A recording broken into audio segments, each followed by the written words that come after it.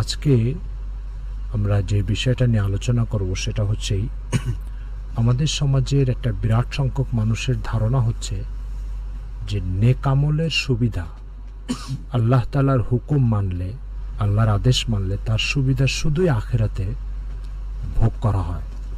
আল্লাহ তাআলার হুকুম মানার সুবিধা দুনিয়াতে ভোগ করা যায় না বা হয় না। ধারণাটা একেবারেই কোরআন সুন্নাহ বিরোধী।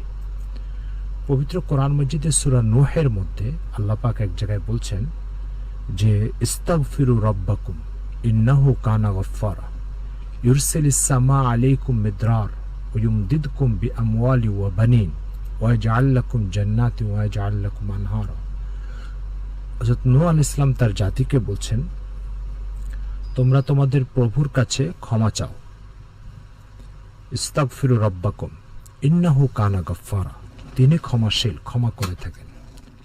ইউরসিলিস সামা আলাইকুম মিদরার, এই ক্ষমা চাওয়ার ফলাফল হিসেবে আল্লাহ পাক তোমাদের জন্য আকাশ থেকে মুষলধারায় বৃষ্টি বর্ষণ করবেন।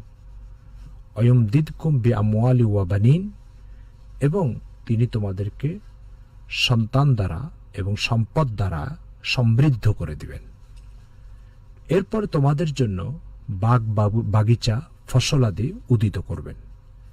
এখানে তওবা ইস্তেগফারের যে সুফল হযরত নূহ আলাইহিস সালামের মুখ থেকে প্রকাশ পাচ্ছে, যেটা কোরআনে আল্লাহ উল্লেখ করেছেন, দৃশ্যত এখানে পরিষ্কার যে এই নেকামল, তওবা ইস্তেগফারের নেকামলের সুফল সবটাই দুনিয়া ভর্তি, দুনিয়াব্যাপী। সন্তান বৃদ্ধি পাওয়া, সম্পদ বৃদ্ধি পাওয়া, ফসল দ্বারা সমৃদ্ধ হওয়া, এই বিষয়গুলো সব দুনিয়াতে হবে এবং দুনিয়াতে আল্লাহ পাক দান করবেন। তাহলে এখান থেকে বোঝা গেল যে নেকামলের একটা বিশাল সুফল ও সুবিধা মানুষ আখিরাতে তো ভোগ করবে, কিন্তু এর বিরাট একটা অংশের সুফল সুবিধা একজন মানুষ দুনিয়াতেও ভোগ করবে। প্রিয় দর্শক ও শ্রোতাবৃন্দ, এই যে দুনিয়াতে নেকামলের সুবিধা ভোগ করবে, এক্ষেত্রে আল্লাহ রাসূল সাল্লাল্লাহু আলাইহি ওয়াসাল্লাম দুনিয়াতে মানুষের সবচেয়ে বেশি পেরেশানিগুলোর একটা পেরেশানি হচ্ছে অসুস্থতা। একটা বড় পেরেশানি হচ্ছে যে দুনিয়াতে শরীরের বাইরে বিভিন্ন আপাত বিপদ মুসিবত, এটা আরেকটা সমস্যা মানুষের। কোরআন মজিদে এবং হাদিস শরীফে দান খয়রাত করার দ্বারায়, যাকাতের দ্বারায়, সদকা দ্বারায় এই সমস্ত বিপদ মুসিবত আল্লাহ পাক দূর করে দেন। আল্লাহ রাসূলের বক্তব্যে তা স্পষ্টভাবে ফুটে উঠেছে। যেমন এক হাদিসে আল্লাহ রাসূল সাল্লাল্লাহু আলাইহি ওয়াসাল্লাম বলছেন, তাদাওয়াউ মারদাকুম বিসসাদাকাতি, তোমরা তোমাদের অসুস্থ রোগীদেরকে দান খয়রাতের মাধ্যমে চিকিৎসা করো। তো এই হাদিস থেকে বোঝা যাচ্ছে যে কোনো ব্যক্তি যদি অসুস্থ হয়, রোগগ্রস্ত হয়, তখন সে অসুস্থ লোকটার, রোগগ্রস্ত মানুষটার রোগ দূর করার একটা সিস্টেম মহান আল্লাহ তাআলার কাছে হচ্ছে এটা, যে তাকে তোমরা সৎকার মাধ্যমে চিকিৎসা করো। তো সৎকার দ্বারা রোগ ব্যাধি দূর হয়, সৎকার দ্বারাই রোগীর চিকিৎসা হয়, এটাই হাদিসে পরিষ্কার। অন্য এক হাদিসে আছে যে আল্লাহ তাআলা সৎকার দ্বারা আকস্মিক মৃত্যুকে দূর করে দেন। অর্থাৎ সকালে আপনি ঘর থেকে বের হচ্ছেন, বিকালে বাসায় ফিরবেন, কিন্তু সকালে বের হচ্ছেন, বিকালে লাশ হয়ে ফিরলেন। আপনার সকালেও জানা নাই যে আমার 60 বছরের জীবনের আজকে শেষ দিন, এটা আপনার সকালেও জানা নাই। তো এই যে আকস্মিক মৃত্যু, এই আকস্মিক মৃত্যুটা আল্লাহ পাক খতম করে দেন সৎকার মাধ্যমে। সৎকা যদি কেউ করে, তখন আল্লাহ পাক তাকে তার আকস্মিক মৃত্যুকে খতম করে দেন।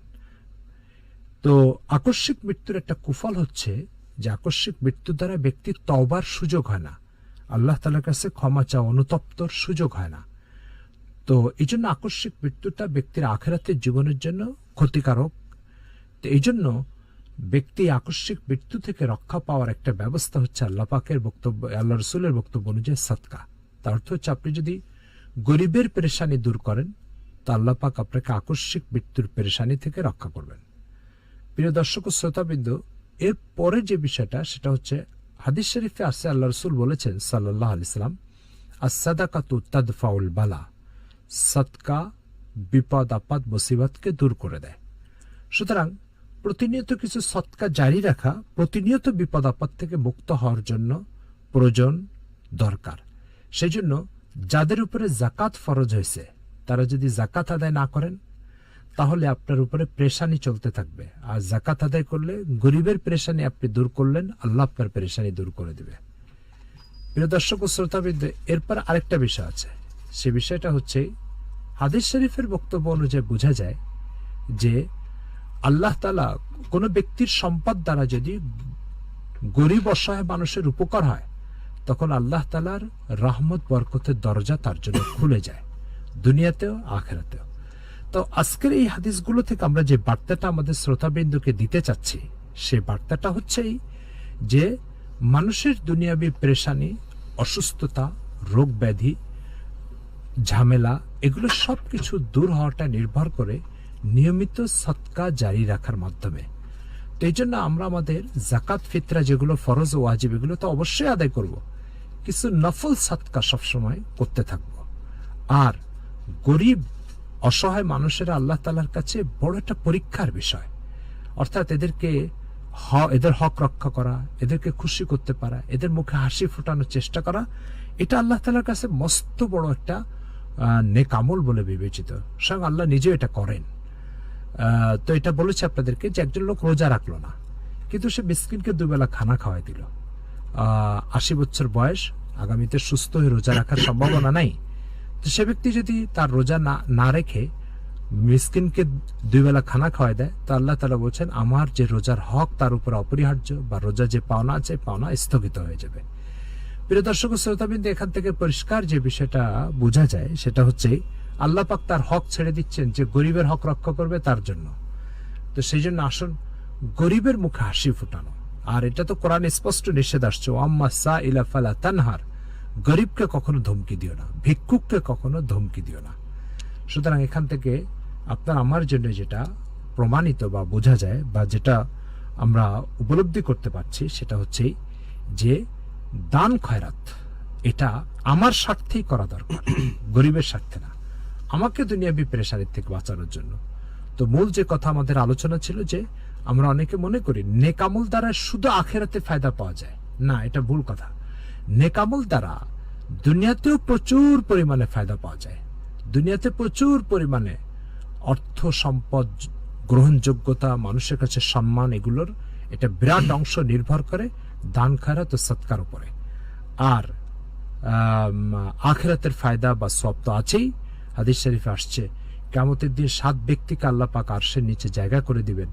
তার ভিতরে একজন ব্যক্তি হচ্ছে সেই ব্যক্তি যে ডান হাত দিয়ে যখন খরচ করে তো বাম হাতও টের পায় না যে সে কি খরচ করলো। তাই আসুন আমরা সকলে আমাদের সৎকার হাতকে খুলে দিই, যার যতটুকু সামর্থ্য আছে। কারোর 5 টাকা আছে সে 5 টাকা দেবে, কারোর 5 লাখ টাকা সামর্থ্য আছে সে 5 লাখ টাকা দেবে।